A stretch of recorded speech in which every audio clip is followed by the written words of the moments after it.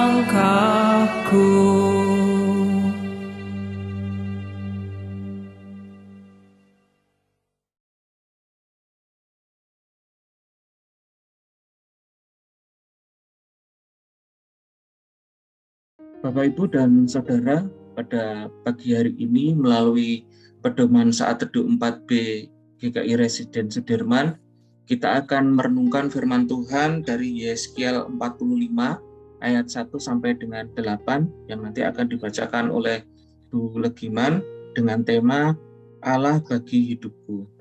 Mari sebelumnya kita berdoa bersama. Tuhan, kami mengucap syukur atas kasih karunia yang Kau berikan kepada kami. Terima kasih karena Engkau selalu menuntun kehidupan kami. Engkau yang selalu memegang kami dengan kasih-Mu.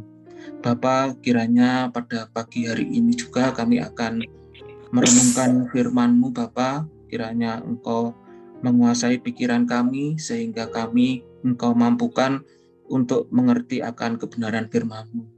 Dan yang terutama juga Bapa, Engkau mampukan kami untuk melakukannya di dalam kehidupan kami sehari-hari. Terima kasih Bapa, di dalam Kristus kami berdoa. Amin. Yeskiel 45 ayat 1 sampai dengan 8. Persembahan khusus bagian kota, bagian raja. Pada waktu kamu membagi-bagi negeri itu menjadi milik pusakamu dengan jalan mengundi, kamu harus mengkuduskan sebidang dari tanah itu menjadi persembahan khusus yang kudus bagi Tuhan. Panjangnya 25.000 hasta dan lebarnya 20.000 hasta. Seluruh tanah yang di dalam batas itu adalah kudus. Dari tanah ini harus disediakan untuk tempat kudus suatu 4 persegi yang panjang dan lebarnya 500 hasta dan sekelilingnya ada lapangan yang lebarnya 50 hasta. Dari daerah yang sudah diukur ini, ukurlah sebagian yang panjangnya 25.000 hasta dan lebarnya 10.000 hasta. Disitulah letaknya tempat kudus. Dan bagian ini adalah Maha Kudus. Ini adalah bagian yang kudus dari tanah itu dan menjadi tempat bagi imam-imam yang menyelenggarakan kebaktian di tempat kudus, yang datang mendekat untuk melayani Tuhan. Itulah tempat perumahan mereka dan menjadi daerah kudus untuk tempat kudus. Yang 25.000 hasta panjangnya dan 10.000 hasta lebarnya harus menjadi milik orang-orang Lewi yang mendapat tugas pelayanan dalam bait suci. Itulah kota-kotanya, tempat tinggal mereka. Sebagai milik kota harus engkau tentukan 5.000 hasta lebarnya dan 25.000 hasta panjangnya, berbatasan dengan persembahan khusus yang kudus itu. Itulah untuk seluruh kaum Israel. Mengenai bagian raja itu haruslah terdapat di sebelah barat dan di sebelah timur dari persembahan khusus yang kudus dan milik kota itu, dan harus berbatasan dengan kedua bagian itu. Yang sebelah barat harus sampai ke perbatasan barat dan yang sebelah timur harus sampai ke perbatasan timur. Jadi panjangnya harus sama dengan panjang dari bagian suatu suku Israel, yaitu dari perbatasan barat sampai perbatasan timur negeri itu. Itulah yang menjadi miliknya di tanah Israel. Dan raja-raja Israel tidak lagi akan melindas umatku. Mereka akan menyerahkan negeri itu kepada kaum Israel menurut suku-suku mereka. Demikian firman Tuhan.